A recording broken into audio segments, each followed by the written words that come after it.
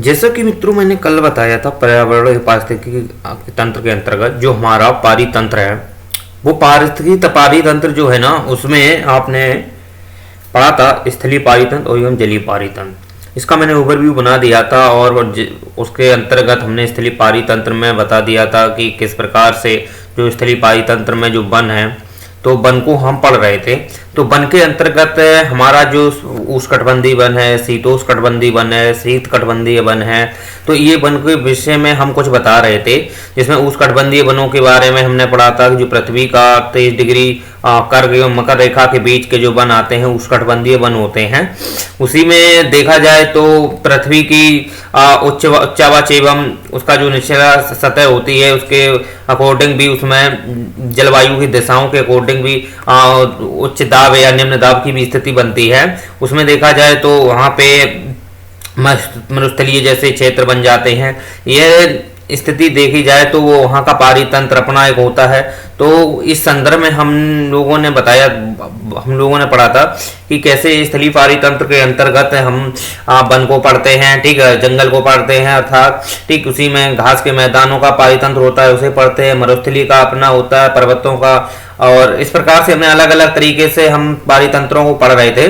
तो उसी में हमने जो वर्गीकरण किया था, ठीक, जैसे कि हम पारितंत्र के अंतर्गत हम पढ़ रहे थे स्थलीय पारितंत्र, ठीक, स्थलीय पारितंत्र, ठीक है। स्थलीय पारितंत्र में हमने पढ़ा था वन। तो वन जो होते हैं उष्णकटिबंधीय, ठीक, इसी में देखा जाए तो शीतोष्णकटिबंधीय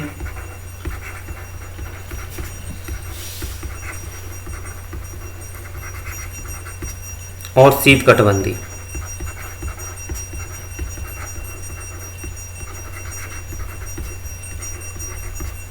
जैसा कि मैं पिछली लेक्चर में हमने बताया था कि वन के संदर्भ में जो उष्णकटिबंधीय वन है वो एक्चुअली में देखा जाए तो पृथ्वी के कर्क एवं मकर रेखा के बीच, जैसे ये हमारी पृथ्वी है, यहाँ से जो भूमध्य रेखा है इसके ऊपर ये कर्क रेखा है और ये मकर रेखा है, तो इसके बीच का जो क्षेत्र होता है, इस बीच के क्षेत्र को हमने पढ़ा था उष्णकटिबंधीय वन, ठीक। तो उष्णकटिबंधीय जो वन है ये एक्चुअली में देखा जाए तो ये सदाबहार वन होते हैं और ये सदाबहार वन देखा जाए तो काफी लंबे और अपनी उपज को काफी महत्व देते हैं। साथ ही इसमें ऊर्जा की जो संग्रह करने की क्षमता है वो काफी अत्यधिक होती है, ठीक। साथ ही देखा जाए तो इसमें जो जलवायु दशाएं होती हैं वो ये जो वन होते हैं उनको झेलने में सक्षम होते हैं, ठीक है। तो इस प्रकार से हम समझ सकते हैं कि जो सदाबहार वन है तो उनकी विशेषताएं जो होती हैं एक अपनी जलवायु दशाओं के अनुसार ढल जाते हैं और उसी अनुसार वो कार्य करने में सक्षम हो जाते हैं। लेकिन बात ये आती है कि उष्णकटिबंधीय वन के बाद शीतोष्णकटिबंधीय वन कौन से होते हैं। शीतोष्णकटिबंधीय वन आपने देखे होंगे कि ये जो वन होते हैं इसमें आप वन ले सकते हैं जैसे कि टैगा वन, ठीक। टैगा वन एक्चुअली में देखा जाए तो एक टैगा एक प्रकार का क्षेत्र होता है, वहां पर के जो वन पाए जाते हैं उनको हम बोलते हैं टैगा वन, ठीक है। तो ये जो टैगा वन है ये देखा जाए तो शीतोष्णकटिबंधीय क्षेत्र में भी पाए जाते हैं, कुछ इधर शीतकटिबंध में भी इनको देखने को मिल जाते हैं। लेकिन इनके जो वन होते हैं काफी इनकी पत्तियां जो देखी जाए तो चौड़ी होती हैं, ठीक है। और ये इनके ऊपर देखा जाए तो शीतकटिबंधीय जो वन होते हैं उनकी तुलना में ये इनका जो क्षेत्र होता है वो थोड़ा निम्न होता है और हो सकता है कि इनका जो क्षेत्र होता है थोड़ा शुष्क वाला भी हो सकता है, ठीक है। लेकिन इसमें जो विशेषताएं होती हैं इनके जो वन होते हैं थोड़ा छोटे पाए जाते हैं। क्या होते हैं? वन जो होते हैं छोटे पाए जाते हैं और काफी पत्ती चौड़ी होती है इनकी, ठीक, पत्तियां इनकी बहुत चौड़ी होती हैं और इनके ऊपर जब बर्फ गिरती है तो ये अपने को क्या कर लेते हैं, बर्फ को क्या कर लेते हैं, अपने पत्तों पर रोक नहीं पाते हैं और बर्फ को नीचे गिरा देते हैं, ठीक है। तो इस प्रकार से इनकी जो विशेषताएं होती हैं कि ये ऊर्जा के एक प्रकार से देखा जाए तो संग्रह करने में भी इनकी क्षमता होती है और इनका जो मेटाबॉलिज्म होता है वो काफी एक प्रकार से देखा जाए तो नियंत्रण करके रखते हैं कि वो लंबे समय तक अपनी ऊर्जा को सरवाइव करते रहें। ठीक है, तो यहाँ पर जो वनों की स्थिति है वो काफी लंबे नहीं होते हैं, लेकिन बस ये है कि इनकी वन की जो एक विशेषताएं होती हैं वो काफी नेचुरली रूप से अपने को ढालने के लिए और वहाँ की जो एक दशाएं हैं उस दशाओं के अनुसार इसमें जो देखा जाए तो इनकी अनुकूलता और विशेषताएं काफी मौजूदगी होती है।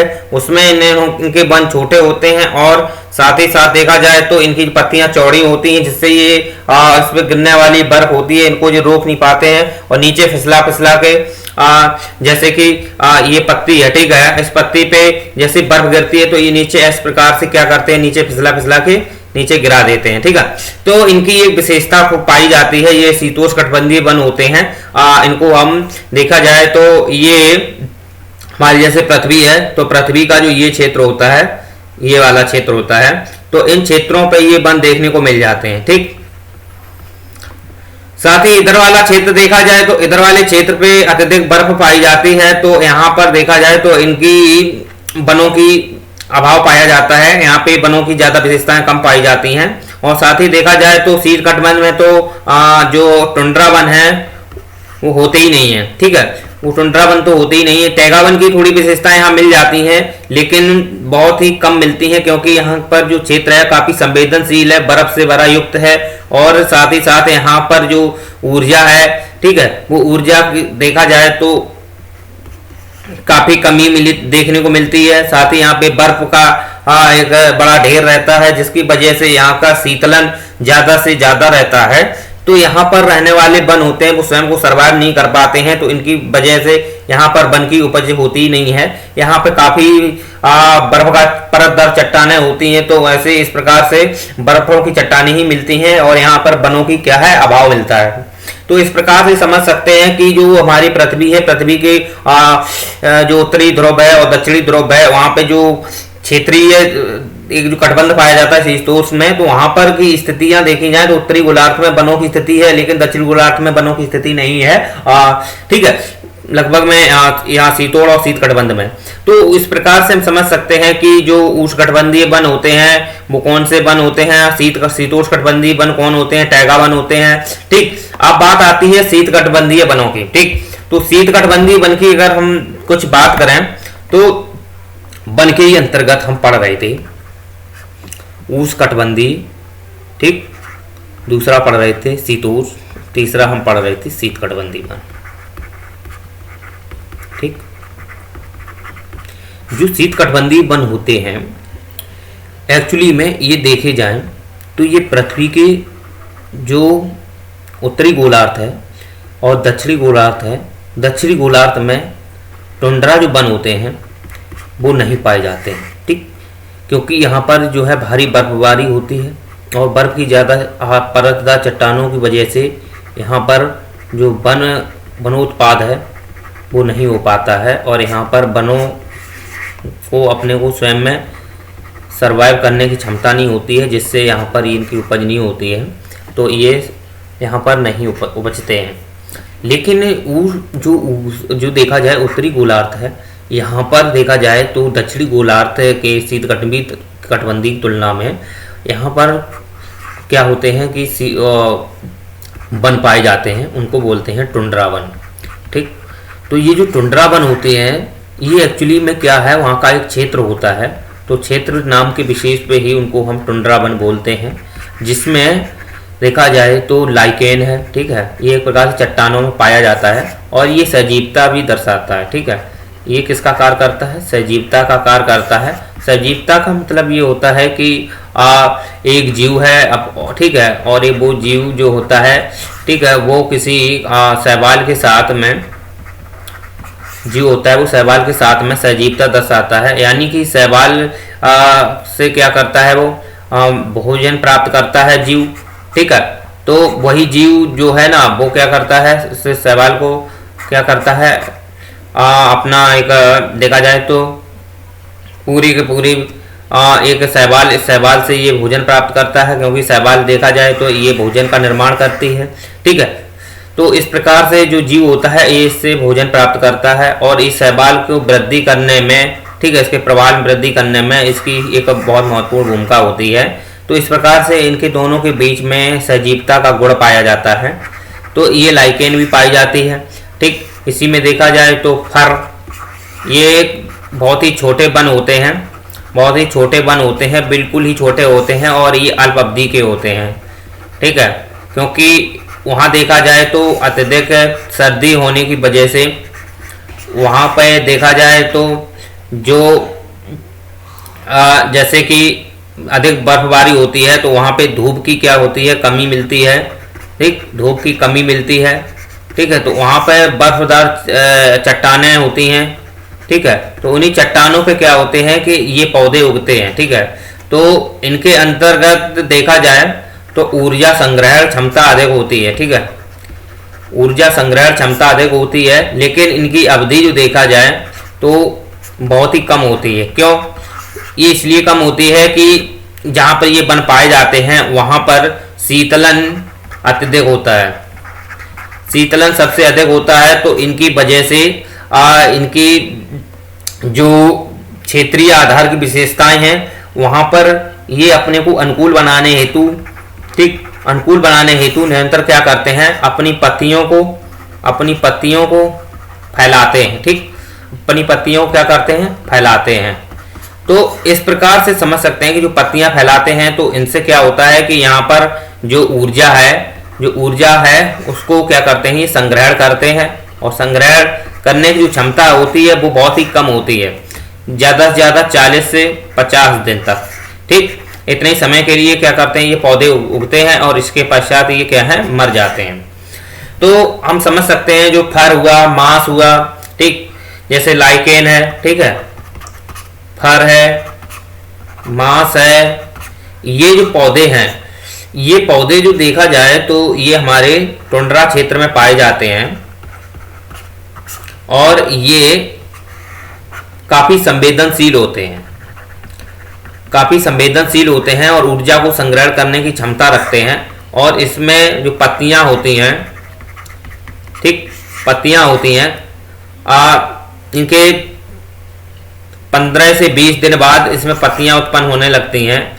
ठीक है, जो पत्तियों का विस्तार है वो बढ़ने लगता है। तो इसमें क्या होता है कि यहाँ पे जो बर्फबारी होती है तो ये बर्फबारी से क्या करते हैं, अपनी पत्तियों पर बर्फ को क्या कर लेते हैं, रख लेते हैं। ठीक है, तो उससे क्या करते हैं, इनको शीतलन प्रभाव अत्यधिक मिलता जाता है।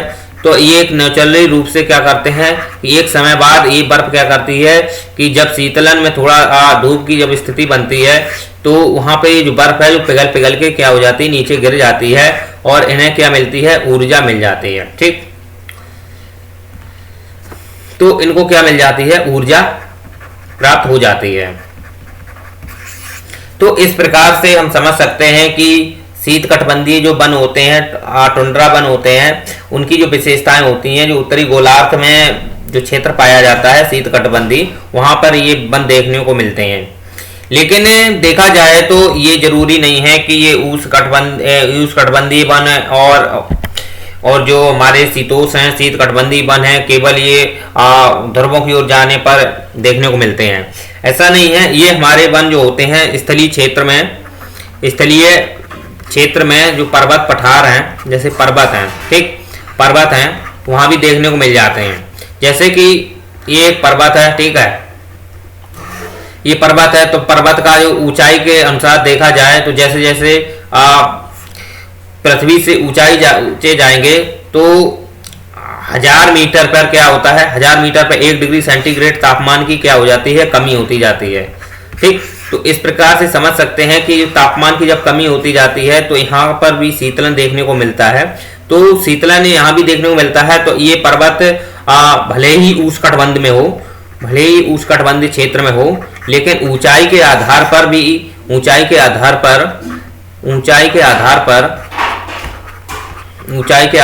भी क्या है, इसमें देखा जाए तो तापमान में कमी हो जाती है, जिससे यहाँ पर जो वन है वो टुंड्रा वन मिल जाते हैं। ठीक है, तो यहाँ पर टैगा वन मिल जाएंगे।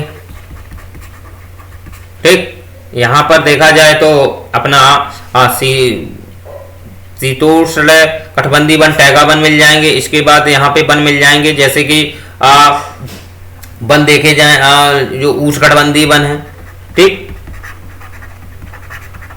इधर क्षेत्र में भी उष्णकटिबंधीय मिल जाएंगे और पर्णपाती भी वन मिल जाएंगे, ठीक। तो आपने क्या देखा कि जैसे जैसे हम सतह से ऊंचाई पर जाते हैं पर्वत पे, तो वहां पर उसका पारितंत्र में क्या होता है, परिवर्तन देखने को मिलता है, उसमें भिन्नता देखने को मिलती है। तो उष्णकटिबंधीय वन भी मिल जाते हैं नीचे क्षेत्र में पर्वत के, उसके ऊपर जाएंगे तो उपोष्ण भी मिल जाएंगे, शीतोष्ण भी मिल जाएंगे, शीत कटिबंधीय वन मिल जाते हैं। तो इस प्रकार से हम समझ सकते हैं कि जो वनों की विशेषताएं हैं वो केवल हमारे जो हमारे जो एक प्रकार से देखा जाए जो पृथ्वी है, तो पृथ्वी में पाए जाने वाले जो जलवायु दशाएं हैं उन पे निर्भर करती है। साथ ही देखा जाए ऊंचाई के अनुसार निर्भर करते हैं। इसी के देखा जाए तो जैसे जैसे आप ध्रुवों की ओर जाएंगे तो उनमें विशेषताएं देखने को मिल जाती हैं, ठीक है। तो बात यही आती है कि जैसे हमारी पृथ्वी है, तो पृथ्वी के बीच का जो क्षेत्र होता है, जो उष्णकटिबंधीय जो क्षेत्र है, तो इस क्षेत्र में देखने को मिल जाते हैं। शायद हो सकता है यहाँ पे मरुस्थल हो, यहाँ पे पर्वत हो, ठीक है, यहाँ पे जल हो, जलमंडल हो। तो ये जो पर्वत है और ये मरुस्थल क्षेत्र है, तो ये भी देखने को मिल जाते हैं। मरुस्थल भी मिल जाते हैं, पर्वत भी मिल जाते हैं। तो पर्वत वाले जो क्षेत्र होते हैं वहां पर ऊंचाई के आधार पर देखा जाए तो ये वनों की विशेषताएं मिलती हैं। उष्णकटिबंधीय, शीतोष्ण, शीत कटिबंधीय, ये वन हमारे पर्वतों पर देखने को मिल जाते हैं। उनका अपना एक पारितंत्र होता है, ठीक है। लेकिन बात यह आती है कि ऊंचाई के आधार पर जो वन देखे जाएं तो जो नीचे के स्तर के जो वन होते हैं, उष्णकटिबंधीय वन होते हैं, ये काफी लंबे होते हैं, ठीक। इसके बाद ये थोड़े कम होते हैं, जबकि शीत कटिबंधीय के बिल्कुल छोटे वन होते हैं। तो आप देखते हैं कि जो वन की जो विशेषताएं होती हैं वो ऊंचाई के आधार पर, लंबाई के आधार पर भी देखी जाए तो उसमें परिवर्तन देखने को मिल जाता है।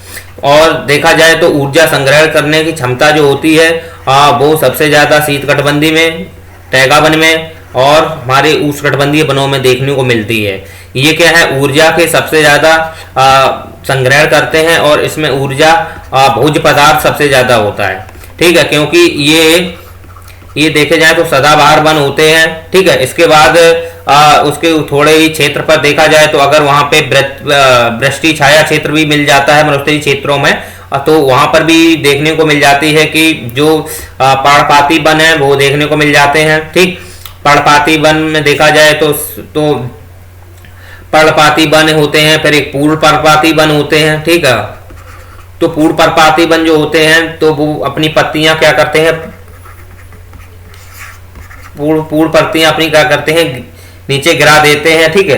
तो उनमें क्या होता है कि कुछ समय बाद उसमें पत्तियां फिर से निकलने लगती हैं, वो मौसम के अनुसार उसमें परिवर्तन होता है। लेकिन जो पर्णपाती वन होते हैं इसमें देखा जाए तो पत्तियां गिरती भी रहती हैं, ठीक है, और पत्तियां इसमें नई निकलती भी रहती हैं। तो ये जो क्षेत्र पाए जाते हैं मरुस्थलीय क्षेत्र में भी देखने को मिल जाते हैं। पूर्ण पर्णपाती तो मरुस्थल क्षेत्र में ही होते हैं। तो ये जो वन होते हैं हमने कल के लेक्चर में बता दिए थे कि जो वन होते हैं इनको हम बोलते हैं जैसे कि नागपनी है, करौंदा है, खैर है, ठीक। तो ये ऐसे जो वन होते हैं, ये वन जो पाए जाते हैं ये हमारे पूर्ण पर्णपाती वन होते हैं, ठीक है। और पर्णपाती भी वन होते हैं, ठीक है। उसमें देखा जाए तो पर्णपाती वन को हम एक प्रकार से उपोष्णकटिबंधीय वन भी हम बोल सकते हैं, ठीक। क्योंकि यहाँ वर्षा होती है वो क्या होती है, कम होती है थोड़ी, ठीक है। तो इसके आधार पर हम देख सकते हैं कि जो वन होते हैं, वनों की जो विशेषता है उनका वर्गीकरण है वो देखा जाए तो जलवायु एक महत्वपूर्ण कारक माना जाता है, महत्वपूर्ण फैक्ट माना जाता है। क्योंकि जहाँ पे जलवायु अधिक होती है या जलवायु की अनुकूलता पाई जाती है वहाँ पे वनों का विस्तार ज्यादा होता है, वहाँ की ऊर्जा संग्रह क्षमता ज्यादा होती है और खाद्य श्रृंखला भी काफी स्ट्रांग होती है, ठीक है। क्योंकि जैसे जैसे ज्यादा वन होंगे वहाँ जीव की उपस्थिति ज्यादा होगी। तो जो हमारा पारितंत्र है वो पारितंत्र में देखा जाए तो उनकी खाद्य श्रृंखला है काफी महत्वपूर्ण होती है, ठीक है, और बहुत ही अच्छी और देखी जाए तो बेस्ट मानी जाती है, ठीक है, क्योंकि वहां पर जीवों की विशेषताएं अधिक पाई जाती हैं, जीव उसके प्रति अनुकूल होते हैं और स्वयं को भोजन पदार्थ के रूप में पेड़ पौधों पर निर्भर करके जो प्राथमिक जीव होते हैं वो विशेष उस पर निर्भरता रखते हैं। तो इस प्रकार से हम समझ सकते हैं कि जो स्थलीय पारितंत्र है वो क्या होता है, तो इसके बारे में हमने समझ लिया है, ठीक है। स्थलीय पारितंत्र के अंतर्गत हम आज पढ़ेंगे मरुस्थली के बारे में, ठीक। वनों के बारे में हमने समझ लिया है कि वन क्या होता है, उष्णकटिबंधीय है, जैसे कि देखा जाए तो सवाना के वन हुए, ठीक है, इसी में देखा जाए सेलवास के वन हुए। तो ये वन जो है ना, ये वन देखा जाए तो सेलवास उष्णकटिबंधीय वन है, शीतोष्ण सवाना के वन है। तो ये जो वन पाए जाते हैं ये हमारी जो अक्षांश के आधार पर जो पृथ्वी में सूर्य एक मैन फैक्टर होता है इसको निर्धारित करने के लिए, तो उसके आधार पर इनकी वनों की जो अपनी विशेषताएं हैं उनके आधार पर इन वनों का नाम रखा गया है, ठीक है। तो इस प्रकार से हम समझ सकते हैं कि जो वन है उनके संदर्भ में हमने अवगत कर लिया है। अब हम पढ़ते हैं पारितंत्र के अंतर्गत, इसी पारितंत्र के अंतर्गत हम पढ़ते हैं मरुस्थल। ये मरुस्थल क्षेत्र कैसे बनता है, तो हम सबसे पहले समझ लेते हैं कि ये हमारी जैसे पृथ्वी है, ठीक है, तो पृथ्वी भूमध्य रेखा है, तो इस पे क्या होता है कि जो जलवायु दशाएं होती हैं वो उष्णकटिबंधीय क्षेत्र में क्या करती हैं, सबसे ज्यादा देखी जाए तो जो मरुस्थल क्षेत्र होते हैं वो हमेशा देखने को मिलेंगे उपोष्णकटिबंध में, ठीक, यहाँ मिलेंगे उपोष्णकटिबंध में। ये जो मरुस्थल होते हैं उष्णकटिबंध में देखने को नहीं मिलते हैं, इसका रीजन है अभी हम आपको कंफर्म कर देते हैं। क्या होता है कि जैसे कि ये हमारी पृथ्वी है, तो पृथ्वी का जो बीच का जो क्षेत्र होता है, तो ये जो क्षेत्र है यहाँ पे पाया जाता है क्या, उष्णकटिबंधीय क्षेत्र, ठीक। और इसमें देखा जाए तो 0 से 10 डिग्री उत्तर और 10 डिग्री दक्षिण में भी एक डोलड्रम पेटी पाई जाती है, ठीक है। और ये जो पेटी होती है वो देखा जाए तो उत्तर की ओर भी खिसक जाती है, दक्षिण की ओर भी खिसकती है, वो हम ज्योग्राफी में डिटेल से समझेंगे वो क्यों खिसकती है। लेकिन फिलहाल थोड़ा ये समझ सकते हैं कि यहाँ पर जो पाई जाने वाली जो पेटियां हैं उसमें भी परिवर्तन होता रहता है, जिसकी वजह से ये जो जलवायु दशाएं होती हैं इन पर प्रभाव पड़ता है और ये अपने जो उच्च क्षेत्र से निम्न क्षेत्र की ओर क्या करती हैं, प्रभावित करने लगती, उच्च क्षेत्र से निम्न ओर की ओर प्रभावित करने लगती हैं, ठीक है। तो यहाँ पर देखा जाए तो सबसे ज्यादा शुष्क वाला क्षेत्र होता है, ठीक ठीक। यहाँ पर क्या करती हैं कि इधर से आने वाली वायु है, ठीक, दक्षिण से उत्तर की ओर, उत्तर से दक्षिण की ओर चलने वाली वायु है, तो यहाँ टकराती हैं। तो टकराने के बाद क्या होती है, ये जो वायु है ऊपर उठती है, ठीक। ये जैसे ही वायु ऊपर उठती है तो यहाँ पर उठने के बाद ये उसी जगह नहीं बैठती है, ये उठ करके उपोष्णकटिबंधीय क्षेत्र में बैठ जाती है, ठीक। उपोष्णकटिबंधीय क्षेत्र में जब बैठ जाती है तो यहाँ पर बन जाता है उच्च दाब, ठीक। जब उच्च दाब बन जाता है तो यहाँ पर जो जल वर्षा है वो कम देखने को मिलती है, क्योंकि ये एक प्रकार का देखा जाए तो वृष्टि क्षेत्र बन जाता है, ठीक। और वृष्टि क्षेत्र आप जैसा कि आप जानते हो, वृष्टि क्षेत्र देखा जाए तो ये दो प्रकार से बनता है। एक बनता है हमारा जो पृथ्वी के अक्षांश के आधार पर, पृथ्वी के अक्षांश के आधार पर,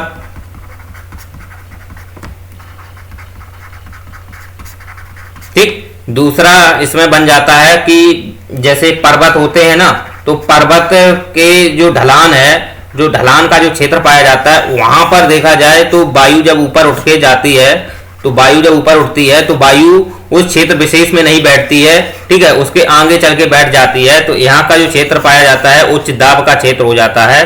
तो उच्च दाब का जब क्षेत्र हो जाता है तो यहाँ पर देखा जाए तो देखने को मिल जाते हैं मरुस्थल, ठीक।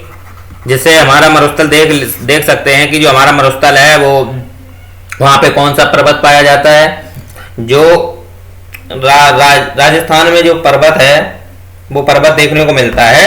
तो वहां पर जो देखी जाती है वहां पे भी वृष्टि छाया क्षेत्र देखने को मिल जाता है। कुछ हमारे इधर देखने को मिल जाता है, जैसे कि इधर कर्नाटक क्षेत्र में भी देखने को मिल जाता है, आंध्र प्रदेश में थोड़ा नागपुर क्षेत्र में भी देखने को मिल जाती है वृष्टि छाया क्षेत्र।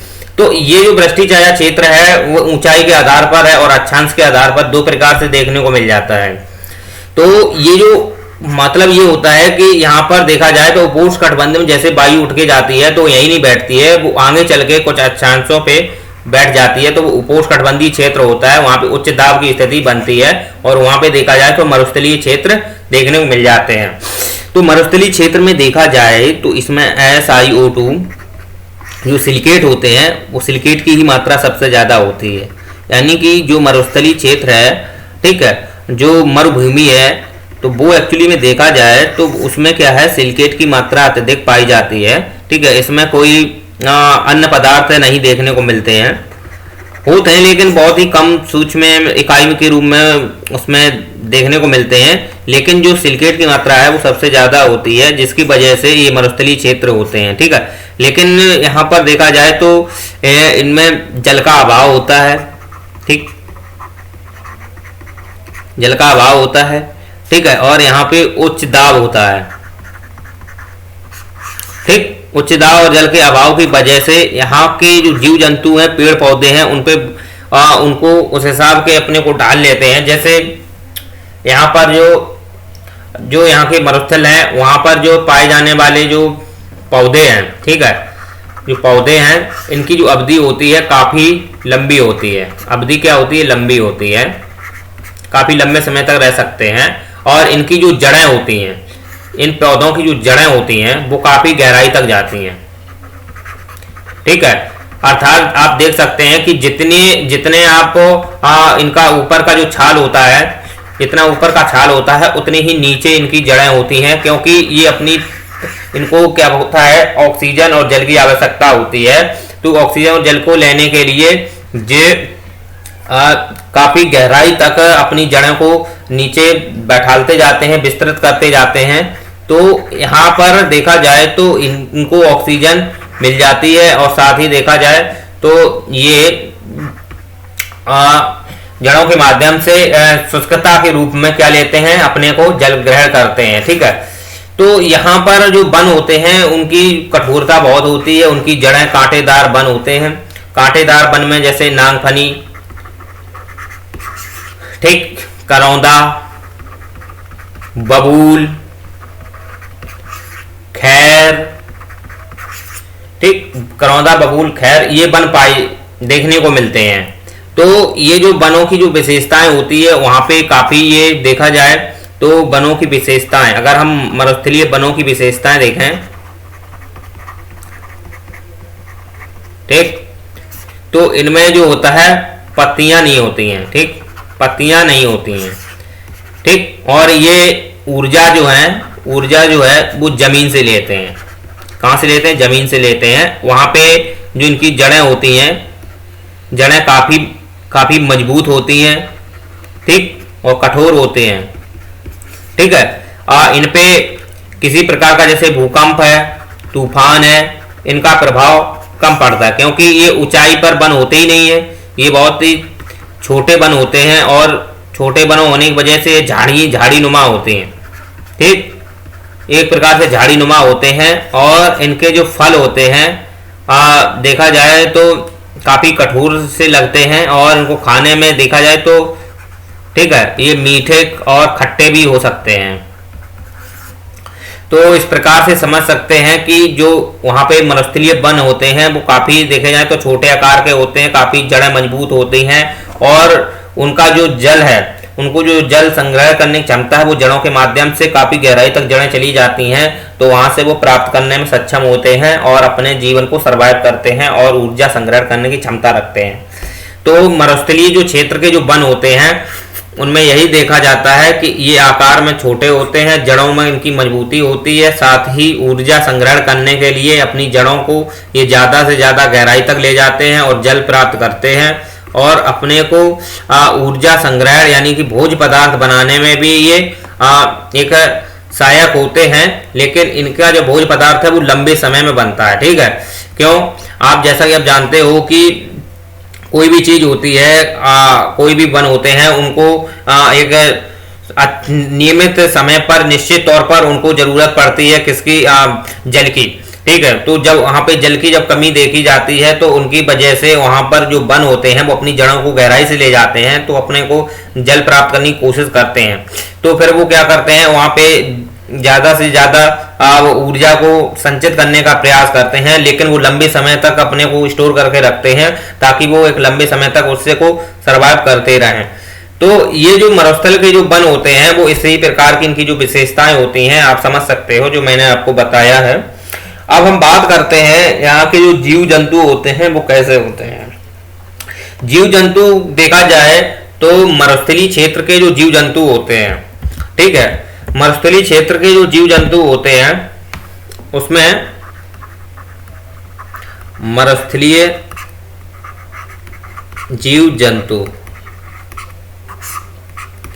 मरुस्थलीय जीव जंतु में देखा जाए तो यहाँ के जो जीव होते हैं इनका जो मूत्र होता है काफी गाढ़ा होता है, ठीक। और ये अपनी अनुकूलता देखा जाए,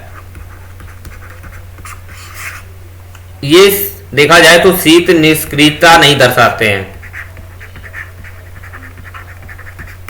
ये शीत निष्क्रियता नहीं दर्शाते हैं, ठीक है। इन्हें ज्यादा से ज्यादा ऊर्जा की अर्थात जल की भी आवश्यकता होती है, लेकिन ये क्या करते हैं उसको, इनको ना मिलने पर ये इनका अपना जो मेटाबॉलिज्म है, इनका जो मेटाबॉलिज्म होता है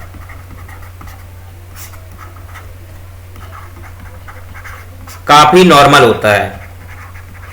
क्यों?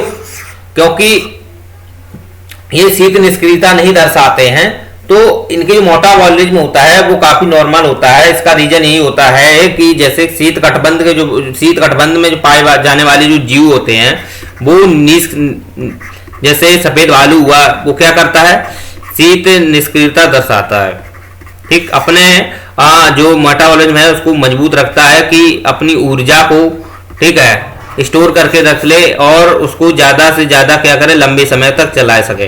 क्योंकि वो वहां पर बैठते हैं, ठीक है, तो वहां पे वो बैठे रहते हैं तो शीत में, तो अपनी जो शीत निष्क्रियता है वो दर्शाते हैं, ठीक।